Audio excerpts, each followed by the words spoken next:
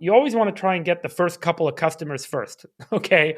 So you don't need to build the model that reaches everyone everywhere all the time immediately.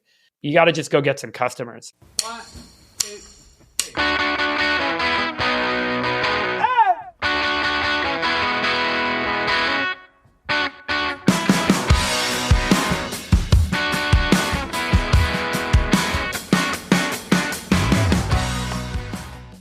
Coming up, we are talking to David Friedberg, CEO of Ohalo. The Modern Acre podcast explores the latest in business, investing, technology, and sustainability in agriculture, and we're your hosts, Tyler and Tim Ness. If you'd like to dig deeper with what we're doing with the Modern Acre, check out our membership community, the Modern Acre Co-op. The Modern Acre podcast is presented by Pinion. The economics of farming are increasingly difficult, and many producers are asking Pinion, the leading food and ag business advisory firm, questions around thin margins and cash flow. Farmers want to know how to calculate the total cost of running the business and determine their farm's true break-even. The answer is twofold. First, calculating beyond the field is critical. Second, ensure you know your true costs. If you're struggling with this, Pinion advisors can perform financial calculations that identify places to cut expenses and ways to optimize your farm business. Learn more at pinionglobal.com or hit the link in our show notes. Ty, I'm pumped for this week's conversation. We talked to David Friedberg of Ohalo Genetics, formerly with Climate Corporation, co-host of the All In podcast. We've been a big fan of his for years, so it was awesome to finally get him on the pod. Tim, you were so nervous in the conversation. I was a little nervous, Ty. I usually don't get nervous for the podcast, and before this one, I had a little nerves. Yeah, no, you handled it well. It didn't show, Tim, but it was great to catch up with Dave and really hear a little bit more in depth about his decision to make this move to Ohalo. Obviously, he is the CEO and founder of the Production Board, this investment company that incubates and invests in businesses across really science, technology. They have agriculture holdings. But this move to jump in as CEO of Ohalo after having a big exit, founding this investment group, to jump in the CEO seat, I think was pretty shocking to a lot of people. And so we dig into why. Why did he do that? And we talk about Ohalo's latest announcement with their boosted breeding product focused on potatoes. And we even, talk a little bit about our Climate Corporation episode, Tim, that he was able to listen to. He told us in person at AgTech that his mom sent it to him. So it was pretty cool to hear that he had listened to the Climate Corporation episode. We'll link that in the show notes. If you guys haven't listened to it, we did a long form podcast all about the story of the Climate Corporation, which is the company that David founded and ultimately sold to Monsanto. So it was cool to chat about that as well. Yeah, super fun conversation. So let's jump in. Hey, Dave, welcome to the show. Thanks for having me, guys. Great to be here. Long awaited, anticipated guest. We've been excited to chat with you. We did a long form podcast all about the Climate Corporation. So we did, researched crazy things on the internet, old podcasts of yours, talks of yours. It was eerily detailed. I don't know where you guys found all those facts. There was a lot of information in there that I was surprised was public. Super interesting. Yeah, we went into the dark recesses of the internet. So I wanted to, one question I had out of that, one really interesting part of the story is when you sold to Monsanto, obviously it was met with a little backlash and maybe a little bit surprising to you at the time. And you wrote a letter to your employees just about the acquisition and kind of detailing why and everything. Looking back on that letter, it was published on the New Yorker. Any changes you would make to that? Or do you feel like that letter and kind of the thoughts you had are consistent with how you feel at now 10 years removed? Anything kind of come to mind there?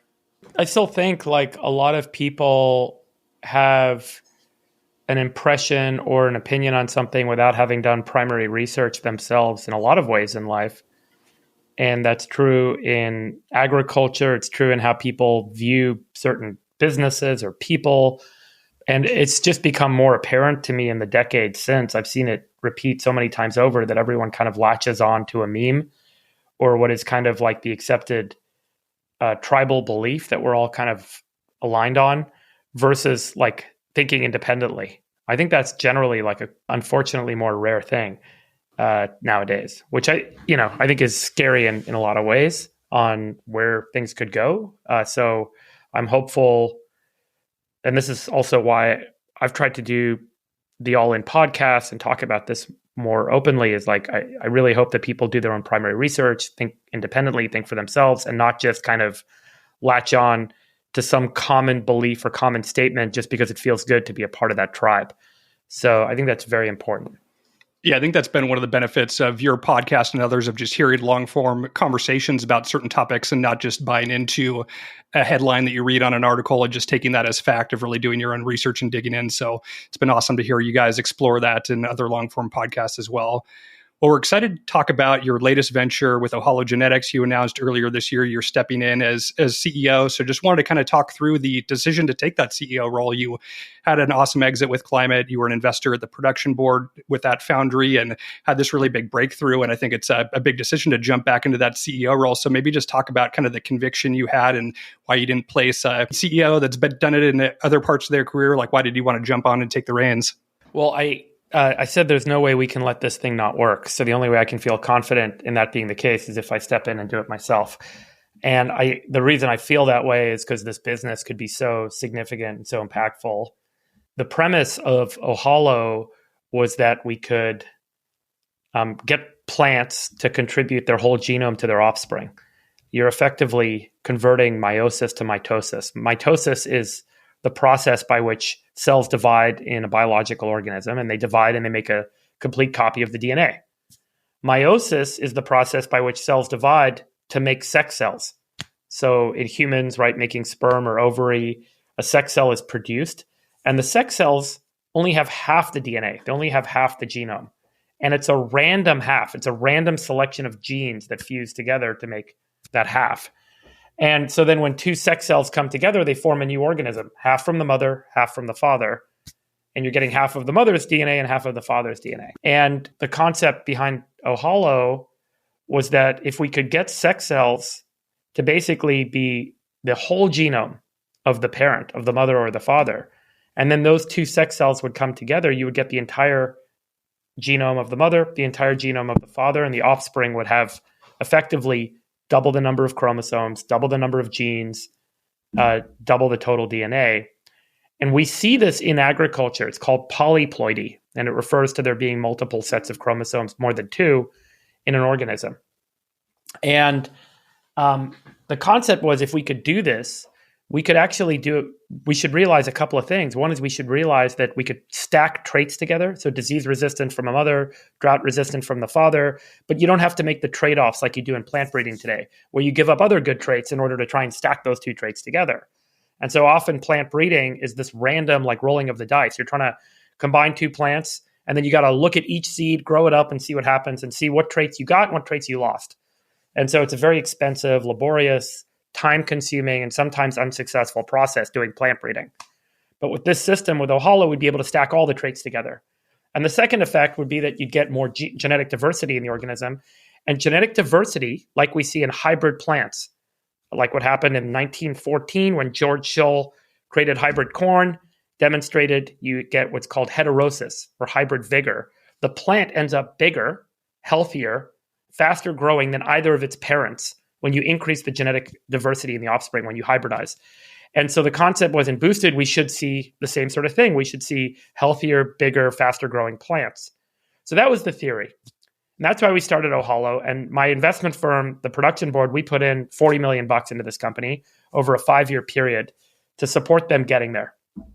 And as of last year, we started to get all these results. We were able to change the genetic circuits that control for meiosis and mitosis and make this happen. We did it across multiple plant species.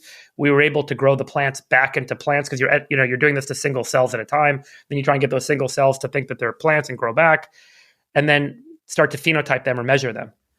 And in every experiment we ran, the results were incredible. The yield goes through the roof. Everything we expected would happen happened. The genetic diversity creates hybrid vigor, creates faster growing, healthier plants, bigger plants. Yields go through the roof, both vegetative biomass and seed biomass. So depending on the crop you're growing, you actually will see an improvement in yield. energy efficiency, resource efficiency, everything that we had hoped would happen. So it was pretty apparent that the system that we built that we call boosted breeding could be applied to pretty much any plant, any crop. And it's time to kind of think about building a really important business here. And so that's why I stepped in last year to start to run the company full time. My investment company, the production board, is the majority owner. We put all the money in up until a few months ago when we raised some outside money. But up until that point, we'd put $40 million in.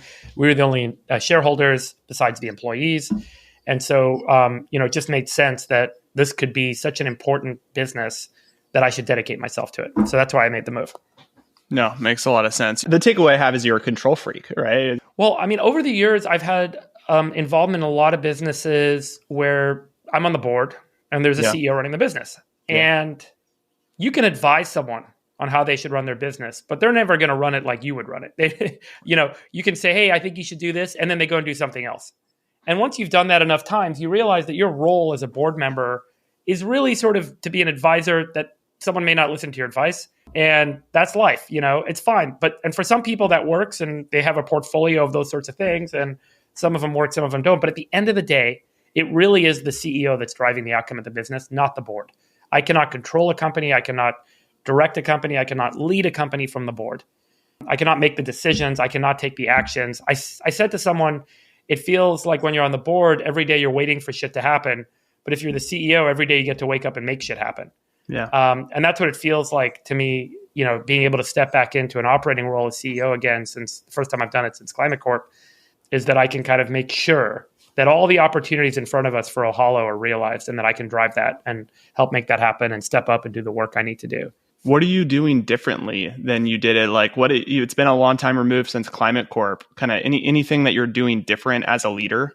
Look, I mean, I've got a lot of great people that I worked with at Climate who are working with me again at Ohalo. So my chief legal officer, Kevin, my VP product, Christy, my VP of AI and engineering, Eric. They were all with me at Climate. We have a great set of experiences working together. So frankly, it's really comfortable and easy, I think, to get back in the seat. When I was building the Climate Corporation, I was a young first-time CEO, right? I started that company when I was 26 years old. We sold it when I was 33. Yeah. And I made all the mistakes you should expect a first-time CEO to make. And I dealt with all of the anxiety and stress and stupidity that I think arises from being a first-time CEO. Fortunately, we still got somewhere good with it. But I feel like, being a CEO, again, it's really much more comfortable for me. Also because I've been on probably over a dozen boards since then. I've seen a lot of there's nothing that phases me anymore. And so I've seen everything go wrong. I've seen every issue from HR to commercial to fundraising to legal, everything that, would be a stressor in a first-time CEO, I think I've kind of been through and seen from a different lens. I've also got the comfort of having capital backers and partners in my business that makes it easier for me now, but certainly just as hungry and just as energetic as I ever was to make sure the business is successful. Dave, would love to dive into the product roadmap a little bit. The product you announced recently was potatoes coming into market. You had talked about kind of just the huge addressable market that potatoes fills in the world calorie supply. So maybe just talk to us about kind of why you started there and kind of what's in the pipeline to come. So we are public about potato. We've shown work in corn and we've shown work in Arabidopsis, which is kind of a model plant that's used to demonstrate these sorts of efforts. We have not talked about other crops. I can talk about potato, which I think is really exciting. So the global potato industry is about $100 billion a year. And I'm not sure if you guys have ever visited a potato farm, but potatoes are vegetatively propagated. So you don't put seed in the ground, you actually put leftover potatoes in the ground from prior seasons. And just like in the Matt Damon movie, The Martian, right, the potatoes kind of propagate and they grow. It takes about 10% of the biomass to get the yield out of the field. So you're basically replanting 10% of the mass that you harvest. It's an incredibly difficult and expensive process for a number of reasons. One is just the labor, the fuel, the equipment, everything you need to move all of that biomass, because it's an incredible amount of mass you get in potato. You have football field sized warehouses where you're storing all of these sliced up, chopped up potatoes. You have to fumigate. You have to coat them so that they don't develop mold and disease. But you still have a lot of mold, a lot of disease, a lot of fungal problems that propagate in that seed system, in that regenerative system. You have a whole supply chain that's built around how do you keep disease from propagating in this kind of supply of what's called seed potatoes, these chopped up potatoes. And it's a tough business. I mean, in the US, potato farmers are like fumigating all their acres just to keep the pest and disease risk at bay. And potatoes are really hard to breed. We're still planting russet Burbank, which is like a 100-year-old variety in the US. We don't see the sort of advancement in genetics and breeding that we see in other crops. So the idea with potato that we're trying to drive is, number one, radically improving breeding. So we can take our boosted system and we can take what are called diploid potatoes that are just like corn or humans that have two sets of chromosomes, and we can boost them, cross them together, and then you end up with a tetraploid potato offspring, which is the way most potatoes are planted today. They're planted as tetraploid. So all the best varieties of potato have 4 sets of chromosomes. They're more genetically complex. The yields are better than diploids. They're hardier. They have more vigor, et cetera. So we're creating entirely new tetraploid potato varieties, which are better than any of the varieties in the market today. So we're doing breeding. That's benefit number one, is with our system, we can do potato breeding at an incredibly accelerated pace, like light years faster than anything else that's out there today. And then number two, that's really important, is we can make true potato seed. So people don't really realize this, but potatoes grow flowers, and those flowers turn into berries, and those berries are filled with the potato seed. And remember how I talked at the beginning about how there's a mother and a father to in the offspring. In fact, with potato, you combine all the genomes, but also the genes get all jumbled up. So while a potato might make 12,000 seed from the flowers that grow out of that potato, every single one of those seed is genetically different. And if you take all the seed from a potato plant and put them in the ground, some of them are purple, some of them are yellow, some of them are red, some of them are white. They're small, they're big. All the genetic structure falls apart. Everything gets jumbled up. So you can't really use potato seed. That's why we vegetatively propagate potato today. With Boosted, with our system, not only can we breed potato, but we can then make uniform seed. So every seed that comes out of that potato is the same. So now we can take that seed and farmers can use it to plant. So eventually a handful of seed replaces warehouses of potato, chopped up potato that are being put in the ground. So you can move to a low cost, more energy, more environmentally friendly, a more efficient way of planting and growing potato. You can get new varieties to market quicker, and you can breed and improve the genetics very fast. So that's why we're running our potato operation. You know, the US is only 5% of the global potato market. Around the world, potatoes are a very significant staple crop, third largest source of calories for humans on Earth. 95% or 90% of the potato grown in India, for example, are used in table potatoes. The average Indian family eats potatoes at two meals a day. So this is a really important global staple, and it's underbred. It's super inefficient. It's super expensive. And by the way, going to India, most of those farmers are single acre farmers. You know, they're planting by hand. They're putting all their net worth into the ground every year. It's super expensive. It's super inefficient. So imagine giving that smallholder farmer seed. They can put seed in the ground, and you give them better genetics. So the yield goes up, water use goes down, fertility needs go down, and they can make more money, and they don't have to store all this leftover potato and deal with all the disease and rot and stuff that comes with it. So we're really excited about the potato market. Folks have always said, like, if there could be one big seed market that doesn't exist today, it should be potato, if someone can figure out how to do it. I've heard that for years. So I'm really excited we can do that with Boosted at Ohalo.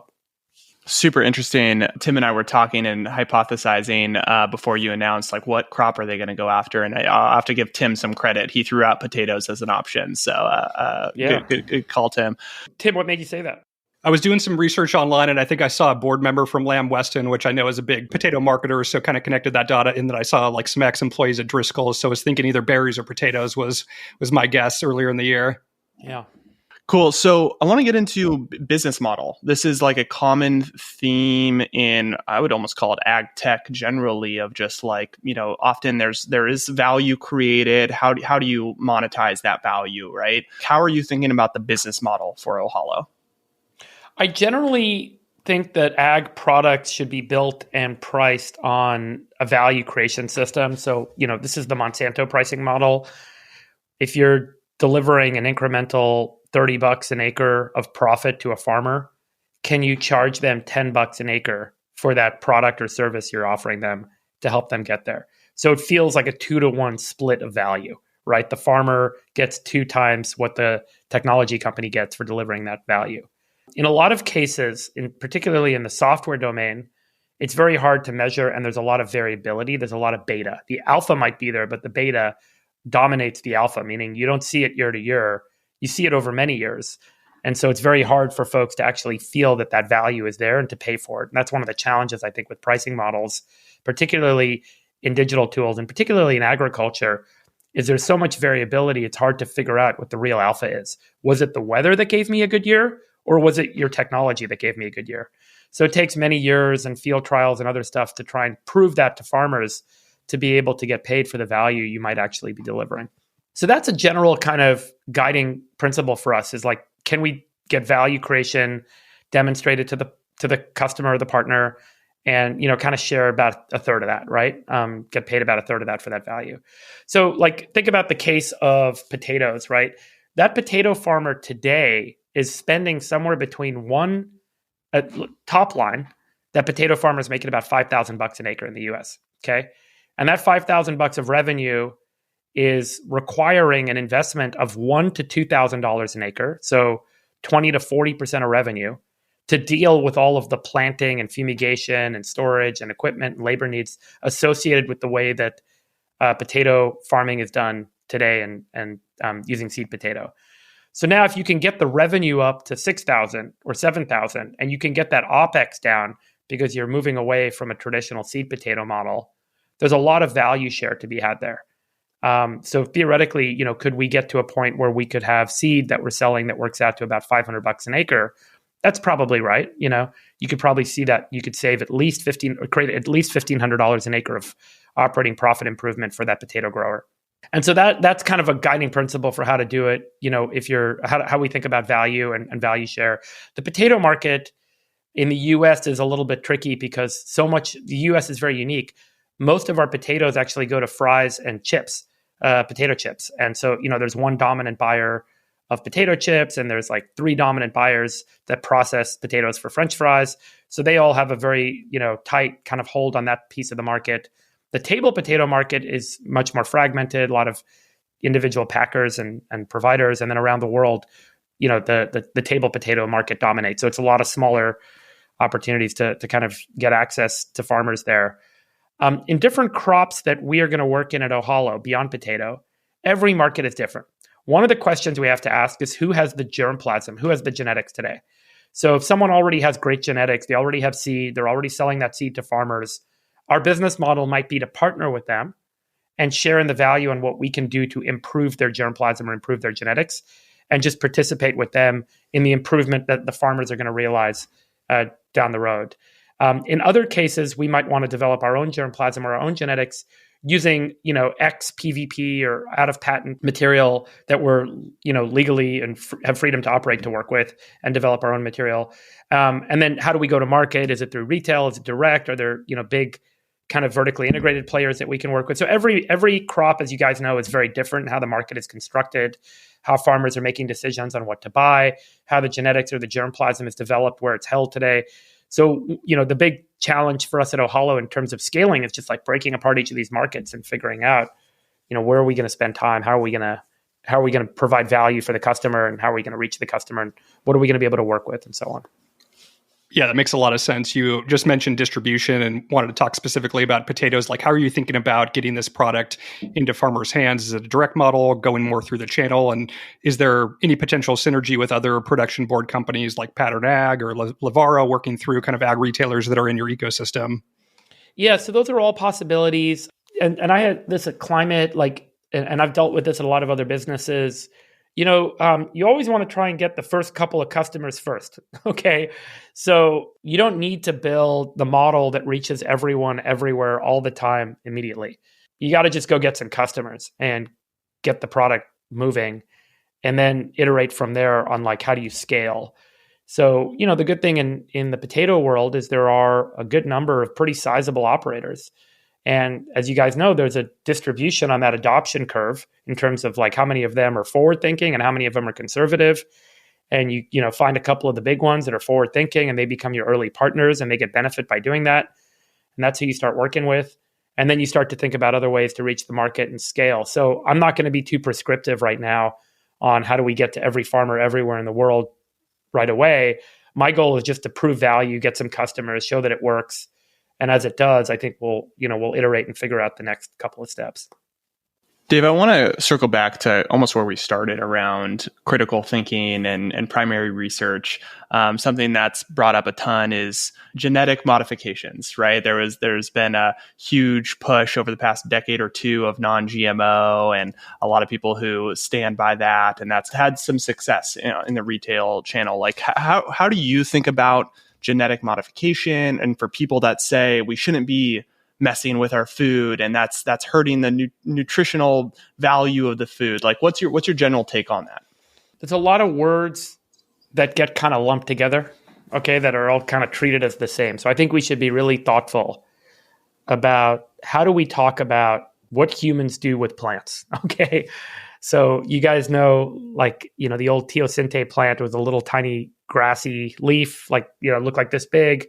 And over 9,000 years, it turned into the corn that humans farm today through a process primarily of selection, meaning every year or every breeding cycle or every growth cycle, farmers, humans, would pick out the biggest ones that made the biggest seed and made the biggest cob. And eventually they got these huge corn on the cob type plants that are, umpteen feet tall and create a ton of yield and create a ton of biomass and are really efficient. And that process, every time there's a new generation, whether it's in a mammal or an animal, in a plant, in a bacteria, there's a spontaneous mutation rate where some number of the base pairs on the genome mutate and change. In plants, on average, I think it's 1 out of every times 10 to the 8. So probably, what is that, 10 million, 100 million? 1 out of every 100 million letters are just changed in the next generation. So you fast forward a lot of generations, you got a lot of mutations happening. You also have this process whereby the genes are merging from the mother and the father, and that's creating new genetic diversity. And so that's creating a change in the genome. And so every time there's a new offspring of any plant, there's a new genome, there's a change in the genome that happens. And what humans used to do was be, I would say, observant, right? We would kind of look around and be like, okay, things are changing in the world. And then we got a little more active where we did selective breeding, where we picked the biggest ones and we called those the winners.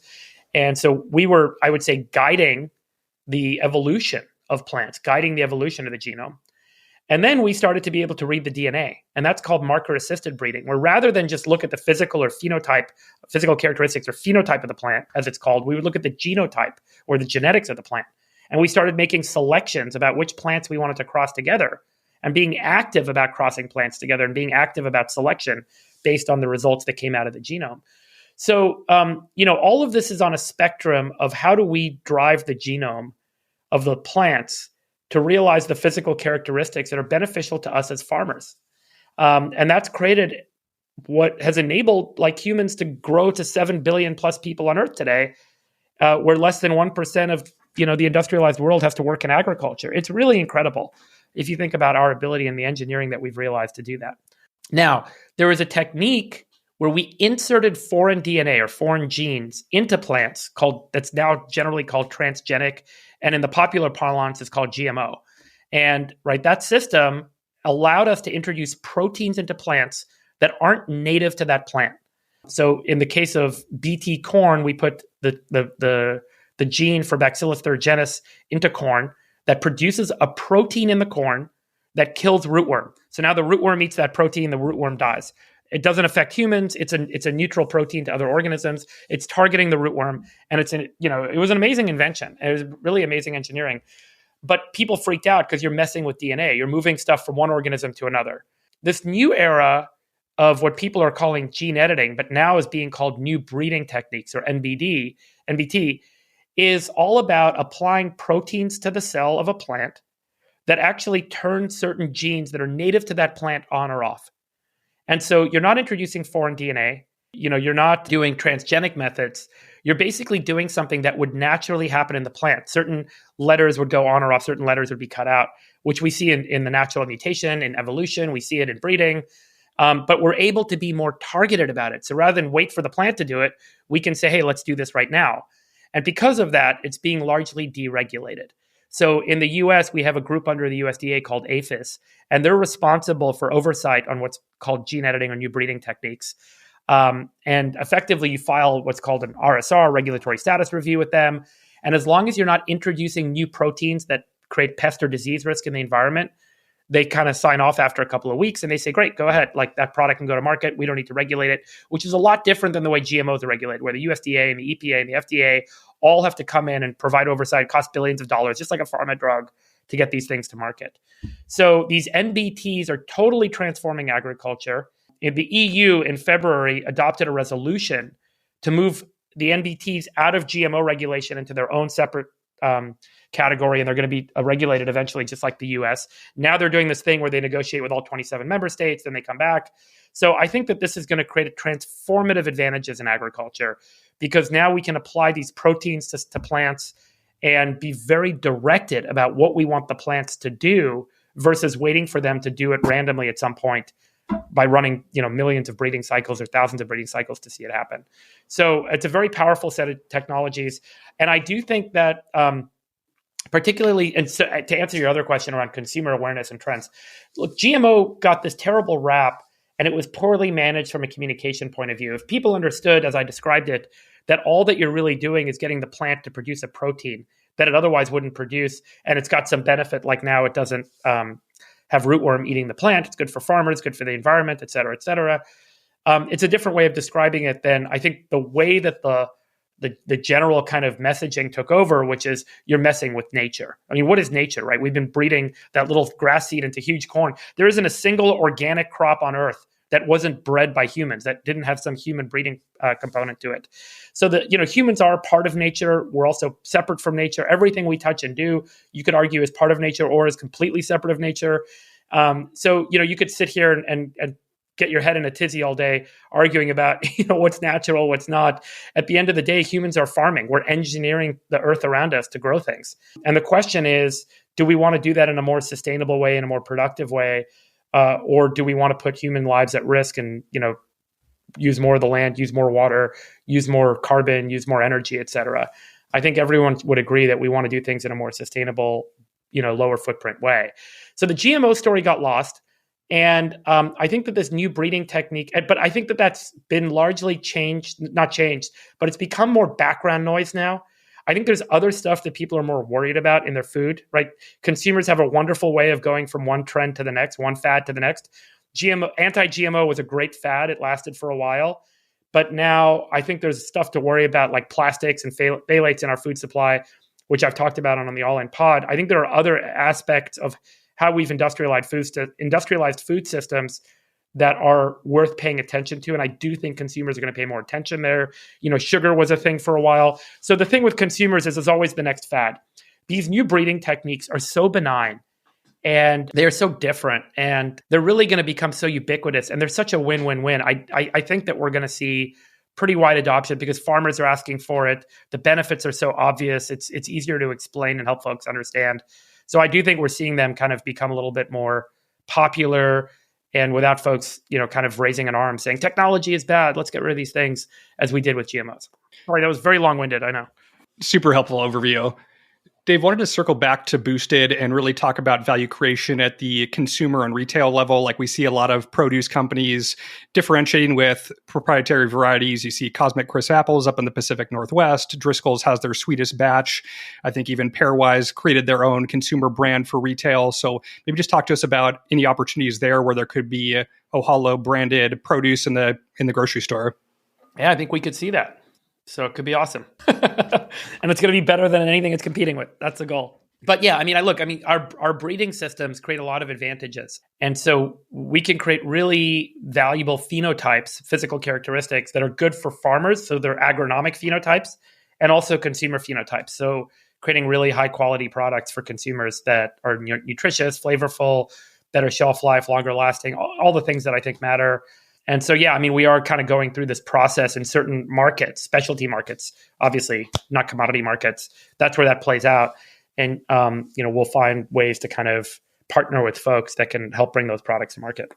Let's move on to kind of the ag industry as a whole. Like, would love to get your perspective on, other stuff that's happening in the space. Like, if you weren't doing Ohalo, where's your attention going in terms of the technology and innovation happening in agriculture? I'm curious your thoughts about regenerative agriculture and kind of what that means, or if there's like another area, AI, potentially transforming the space. What other stuff is interesting to you within the ag ecosystem?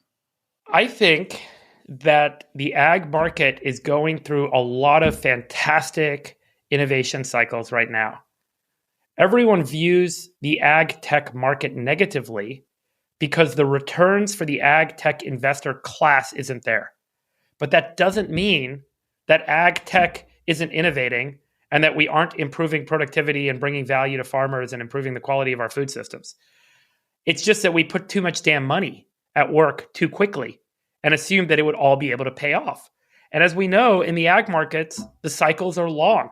I mean, I always tell people, like at Climate Corp, if you miss your sales window by a couple of days, you got to wait another year. In enterprise software, you get to go sell next week again. You get to keep your sales cycle going all the time. In ag tech, you have seasonal cycles that you're kind of stuck to, so you don't get the results for a while. So there's this cyclical problem. There's a lot of competitors trying to do the same thing problem. There's a lot of commoditization where folks thought that there was unique value and they didn't look at the commoditization chain, where how quickly are things going to fall off and become ubiquitous as opposed to proprietary. And so there's a lot of these aspects that I think have led to negative returns for the ag tech VCs. But that doesn't mean that farmers aren't benefiting from improved systems. So we've got biologics. I think that's a fantastic market, right? So these are microbials or microbial proteins that can replace traditional synthetic chemistry in fertility, in herbicide, fungicide, insecticide.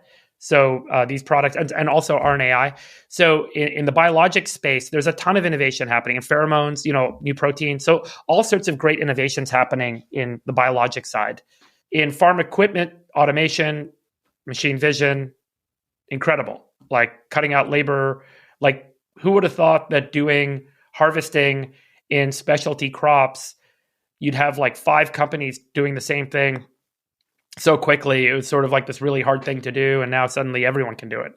I'm not saying it's done, but I'm saying we're pretty close to seeing it done, because the underlying technologies, the models that allow for machine vision-based tooling, the models, the control systems for the physical hardware in automated harvesting type systems is there. So autonomous, automated, machine vision-driven systems are, I think, becoming, kind of coming to market quickly. And then obviously in genetics, like what we're doing at Ohalo, it's just transformative, the potential in pretty much every crop. So those are kind of like 3 areas. I think digital's challenged. Digital, it's just like everyone assumed that I could create a drone monitoring product or create some data layer and get paid for it, right? As I think the general issue is, number one, that data creation is commoditizing. And number 2 is you can't do great predictive modeling without the integration of other data sets. So one image of a field, without knowing what was planted, when the fertility application was done, what the yield was last year, what the soil type is, those are data layers that are necessary and need to be ingested to go along with the new data layer to be able to make a recommendation to the farmer about what to do to optimize outcomes. And so I think there was a lot of money poured into ag tech digital software companies that created novel data layers, but didn't necessarily integrate the other data that was necessary to have a higher quality prediction coming out of it. And farmers don't want to pay for data. They want to pay for results. So that's kind of a very hard thing to do without the integration of data. So I would say in those 4 categories, digital, biologics, seed plus genetics, and then farm equipment, there's incredible innovation in biologics, but a lot of money went into it. And a lot of those are going to be negative returners, but there's still an incredible, for farmers, benefit and innovation that's coming out, and they're all going to grow. Farm equipment, similar, a lot of money went into it. Now, I mean, think about it. If something cost $100 5 years ago to do and it costs $2 to do today, the VCs who put $100 in 5 years ago are not going to feel very good, right? That's kind of what's gone on in that system. Same with digital. And then in seed and genetics, there's going to be this whole world of transformation that I think is underway. But, again, some VCs will rush in with money and they'll think that there's going to be a gold rush. At the end of the day, like with everything, there's a power law of returns. So there will be, one big outcome and then a whole bunch of money burnt. And so if you're not in the big outcome, you burnt money. So I think that's kind of what's gone on. That's why everyone's kind of negative, is like we put too much money in and most everyone lost money. But it doesn't mean that the market isn't working and the technology isn't improving. Totally. I've seen it firsthand kind of from our farm of early on a couple of years ago, seeing technologies that were kind of nascent, that were specific to certain crops and now starting to get commercialized in our area. I was at a tomato transplant demo day a couple weeks ago where they were demoing 3 different automated transplanters, and it's actually commercial in the field in our area. So starting to see stuff that's more relevant for a lot of farmers. So it's been cool to see that progress over the past couple of years. Totally. I mean, like if you guys go back, like when I started Climate Corp 2006, the first thing I did when I got a seed check to start the company is I went out and bought weather data. And I bought it from a company called RMS that sold weather data. The sales guy was a guy named Jeff Hamlin. I'll give him a shout out because he still works at Climate Corp to this day. I hired him so he sold me a CD-ROM of weather data. It had the daily temperature and rainfall going back 30 years for 200 stations. So you could put it in a spreadsheet. It cost me $10,000 to buy that CD-ROM. It was 17 megabytes of data. That's like as much data as you get when you take a photo on your iPhone now, or 2 photos on your iPhone pretty much. And I paid $10,000 for that. So that gives you a sense of like how much things have changed, right, in 18 years. But like every year, the cost of data was dropping by 80, 90%. The availability of data was improving. So we were always a couple steps ahead of Climate Corp. So we had this like very advantaged, unique platform at the time. But so much of what we were doing 10 years ago when we sold the company is like commodity ubiquity stuff today, right? Like that's how quickly the market's changed. And that'll be the case with the underlying technology for all of these things we're talking about and all of these subsegments in ag. Is like, are you investing in something that's about to become a commodity? And how do you build an advantaged business to make sure that you can get there? So I think that's like key. And then at the end of the day, like great entrepreneurs will always find a way. So to all the VCs that bet on, McKinsey analysis and reports, you're not going to make money unless you find a great person, I think, to drive it home for you. So love it. Well, that's a great place to wrap it. We appreciate you coming on. Yeah, great to see you guys. Thank you. So, Ty, what do you think of the conversation with Dave? The king of quinoa delivered, Tim. Okay. I really enjoyed that conversation. I think it was cool just starting focused on, some of these ideas and concepts in agriculture that get people really heated, and just talking about, first principles and actually seeing like what the data says about some of these things. And then when he got into the whole gene editing conversation, I think he told us after on the conversation, he was going on and on about that. But that was like my favorite part of just hearing him talk about the history and context of gene editing and why this technology and kind of the recent developments in gene editing technology are different from, say, what is widely understood of GMOs previously, right? I think that was super, super helpful and insightful.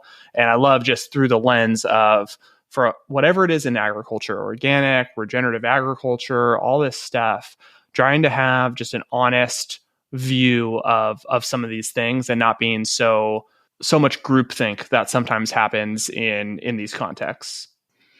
Absolutely.